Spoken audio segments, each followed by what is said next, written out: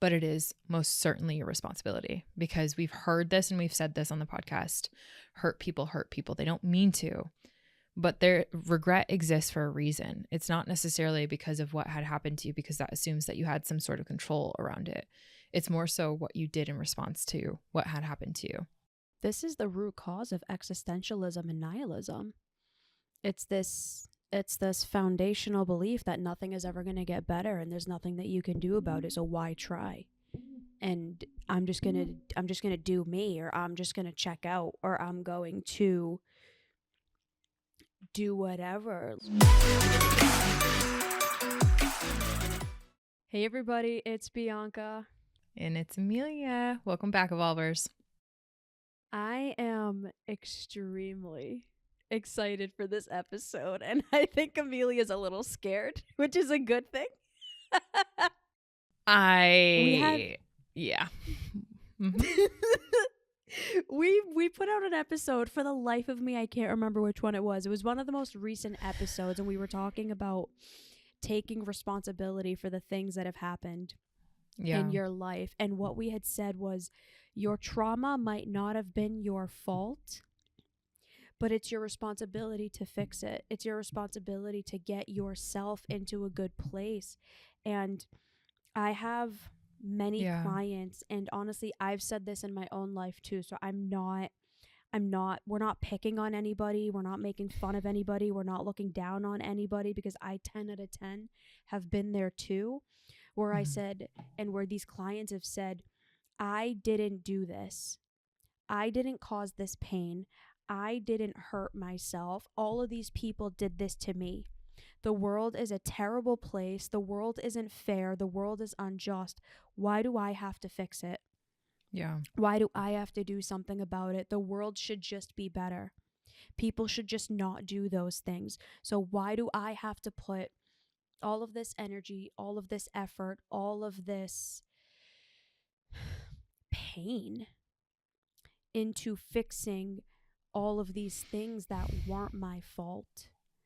And now, again, if this is you, I empathize with you so deeply, because I get it, and I have been there too. And I've seen clients who have had horrific things done to them. And it's true, they didn't cause it. They did nothing to deserve or to earn what happened to them. And my message to them was still exactly the same. And that's what we're going to be diving into today. How do you start to overcome that narrative? Because that narrative is insanely destructive and isn't going to get you the life and the outcome that you want, which is a beautiful, happy, fulfilling, successful life. And Em got real fired up in that, and I had to pause her because I was like, let's do an entirely different episode on this. So we are honoring our word, and here we are. Thanks, B. Thank you. Permission slip to be your true, authentic self. Don't hold back. Yeah. So, I mean, I am right there with you. I have so much actual empathy, because I also have been in a spot in my life, a time in my life, where I really felt like so much was out of my control. And I was, a victim of circumstance. And I know how easy it is to continue that narrative, right? The drama. It's pretty much the drama, trauma triad, where you feel as though you're in a role that you didn't choose because of things that happened to you, or that you did in response to those things. And it just creates this external blame cycle. And it's very easy to live a life where we do just enable that victim mindset. And when you have been victimized, it is so easy to do that because of so many different factors. And someone who has experienced trauma, I have been there too. And I also recognize the other psychological, mental, emotional, cultural, gender systems at play that can further enable the victim mindset to perpetuate and be pervasive.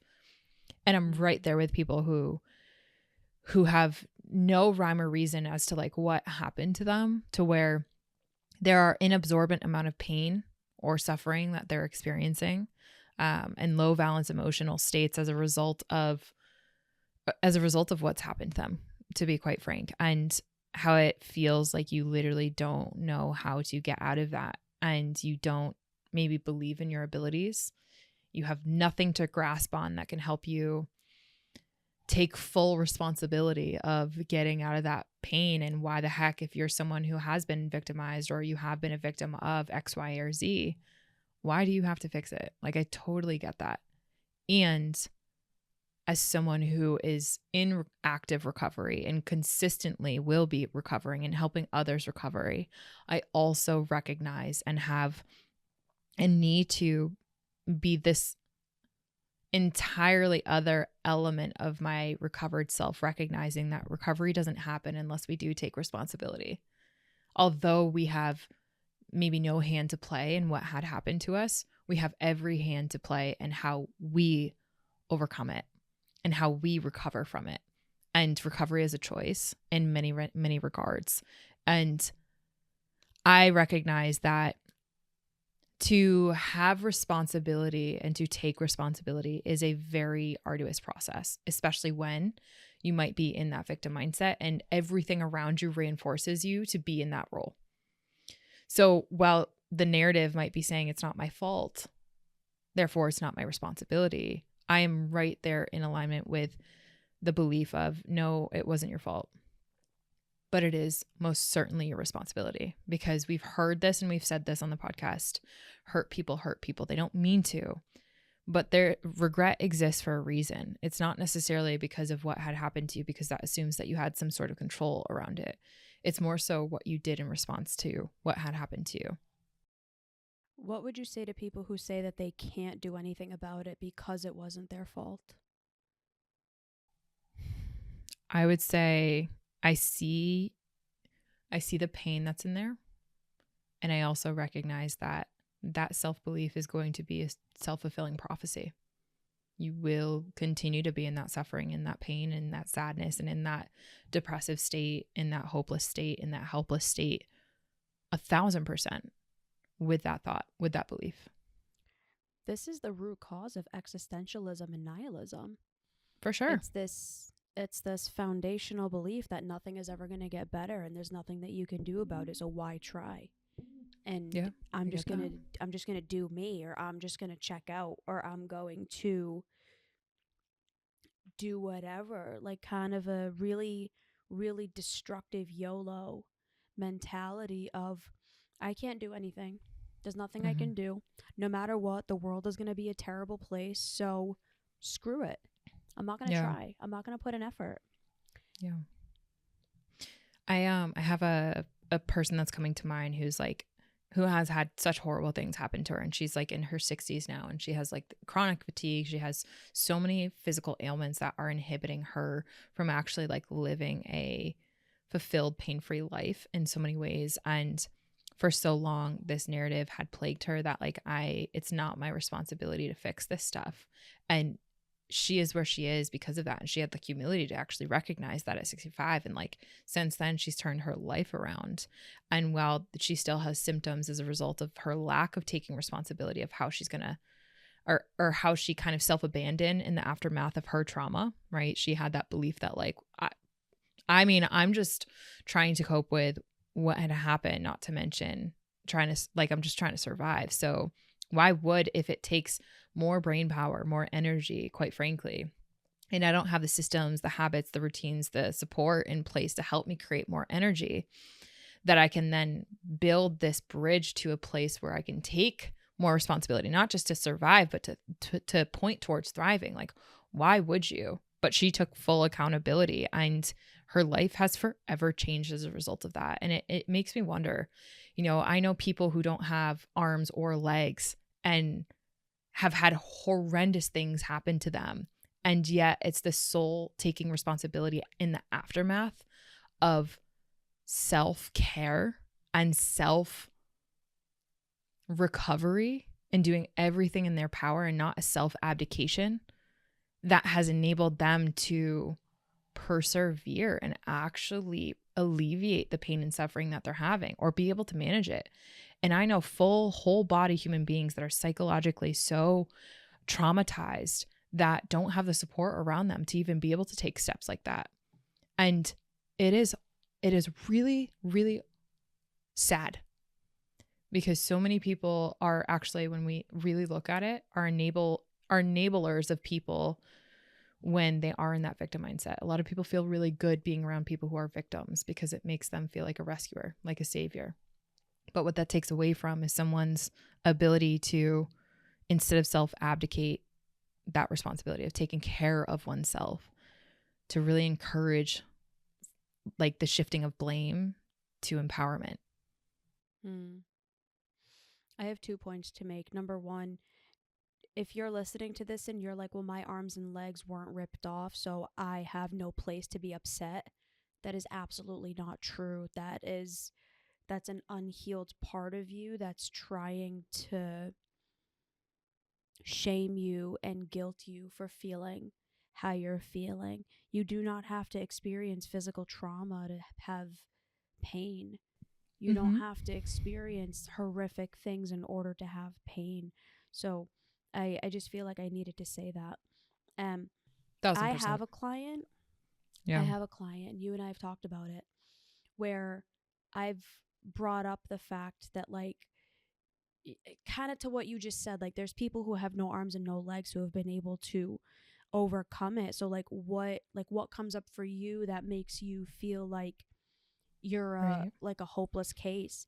And she's like, Yeah. the fact that we're in a world where that person would have that happen and no one would help them is Yeah. exactly why it's okay for me to feel what I feel. So, like, to that, Yeah. right? Because there's 1,015 billion justifications and validations that we can give to perpetuate our own suffering. What would you say to that? To the people who are like, there's massive traumas happening to people all over the world and we're helpless and there is nothing we can do about it. Like, me Yeah. making a better choice here isn't going to bring back the lives of the children and the people who died in Palestine. No, facts. Like, so what am I supposed to do about that? What would you say to people who have that type of thought pattern? Yeah. Because I think that's more pervasive than people will admit. Like, they might not outwardly say that, but a Yeah. lot of people have that mentality 1000%. And I had and a that client, belief. literally, I had a client that 2 weeks ago we were talking about that exactly. And I validated, like, the truth of the matter is that you cannot undo the past. That is just facts, right? What you do today doesn't undo any past. Like, there's no such thing. However, what you do today integrates the past. And if we can integrate the past instead of avoid it, we can improve our decision making of how we move forward with a sense of responsibility and an actionable plan of responsibility. So while you might not have anyone, we were talking specifically about his goals and his routines and getting back in the discipline and motivation conversation, right? Like, of course, that's so natural to us to gravitate towards. And, he's like, well, like, I don't really know anyone that is in Palestine and or Israel and blah, blah, blah, whatever, right? Like, I'm like, but do you know anyone around you that might know someone who maybe is an immigrant or maybe has at some point in their life has experienced any sort of racial or ethnic cleansing or anything like that? And when he was like, actually, yeah, like, there's a shop owner down the street, blah, blah, blah, blah, blah. Like, it is all around us. We are all wildly connected. This ecosystem of our entire world is all connected. And so it's easier to believe that us not doing anything in our own world doesn't have an impact, but it does either way, mathematically. Like, it's just mathematical, so certain that what you do today has a ripple effect in the world. That's why we have the butterfly effect. Like, that's why, like, the quantum mechanics of that, it goes beyond just the now. But here's the thing, because it takes so much more brain power to acknowledge that. And it has us well, if that is true, then what does that mean about me that I haven't actually taken responsibility of sweeping my own porch? If that's true, then what does that mean, right? That can easily send us down into a shame spiral. And what I had said to this client, very similar to what your client, it's absolutely valid. What you do right now cannot pull back the evil that has existed in this world, and specifically the evil that's occurred in your life. However, you making a different choice to take and assume responsibility for your own life will model that there is also good in this world, that there is also hope in this world, that there's also rational, empathetic people in this world. There's good in this world, and there are people who can take responsibility, who can take control of their lives despite all the odds, right? And who doesn't need that? I mean, think about all the people in our practical, tangible life right now. Everyone has in their life a hero or a heroine that they look up to unconsciously, who is doing the thing that they wish they had courage to do, whether that be taking responsibility for their own life, whether that be setting boundaries. Like, there's someone in your life right now, every single one of our listeners, right? Like, you guys have someone that you're unconsciously looking up to. And when the world looks really dark, and when you look back at the past and say, like, how the heck are we stupid humans repeating these stupid patterns that we've stupidly learned from, and now it's impacting my freaking life, right? Like, you have that ability, and it's within your locus of control too as well.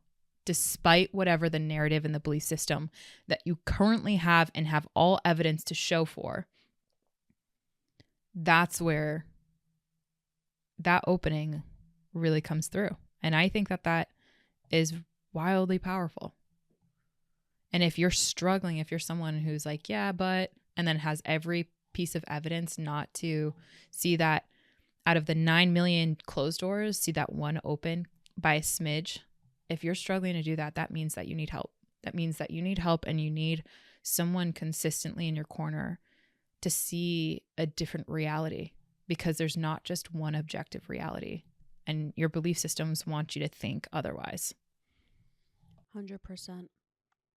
If you're not already subscribed to our YouTube, to the podcast, to all the platforms that we have so many episodes out there that can help you to be able to open up your mind, open up your consciousness, to see things from a new frame and from a new lens, not because the things you're feeling are not true, but because the way you might be thinking about them might not be helpful based on the goals, the aspirations, the dreams that you have that you don't believe are possible for you.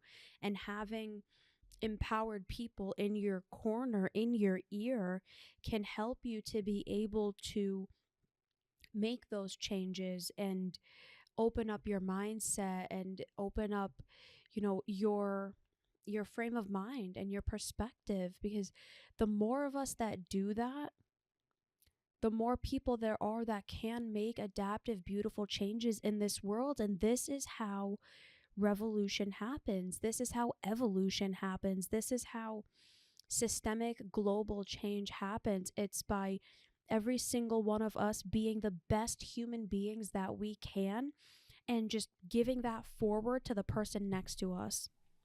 You don't need to be a billionaire and have billions of dollars and have massive impact and influence in order to have an impact on the world. If I'm a good person and I'm nice to the person next to me, you have no idea what kind of impact that might have. Yeah. And who that person may then impact. And who that person may then impact. We all have a vortex of influence that we don't notice because we're not paying attention to it.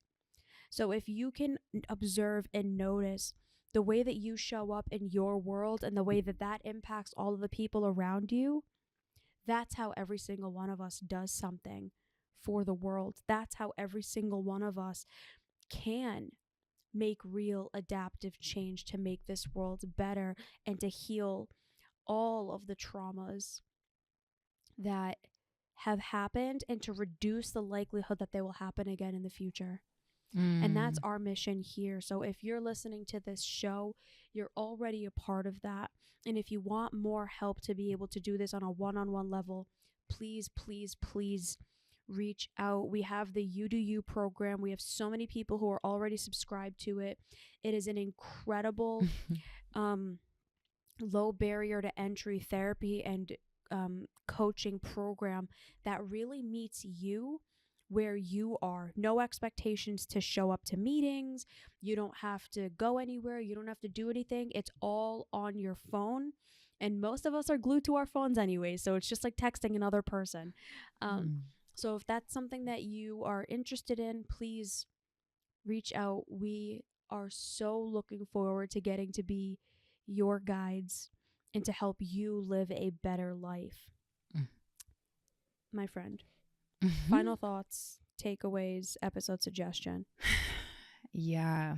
Final thoughts. I had a client, we were talking about music, loves country rock. And I asked him, what's one of your favorite songs? And he had said, the Brothers Osborne Band or something like of that nature. I think they're two brothers, lead vocalist and a guitar player. It'll come around in a second. And one of their biggest hits was a song that's called Nobody's Nobody. And the sentiment around that song, after I had kind of listened to it and studied it, was that everyone has somebody in their life that's entirely changed the trajectory of their life.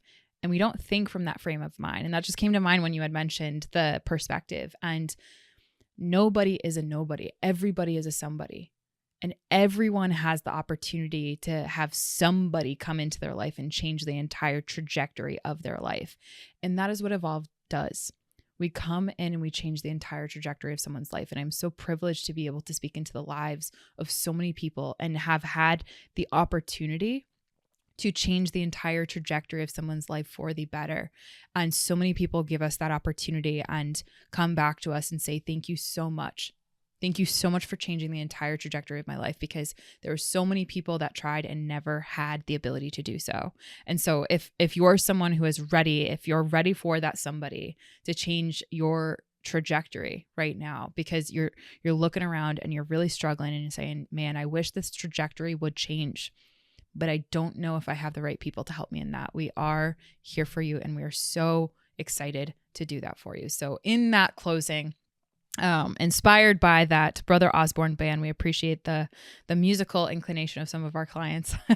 My episode suggestion is 358, Why Sadness Hurts So Much. 290, Why We Self-Sabotage. We hope that this episode is a call to action for you to stop self-sabotaging. We all do it. There's a way to overcome it, and we cannot wait to help you through it. Bye, everybody. Bye, everyone.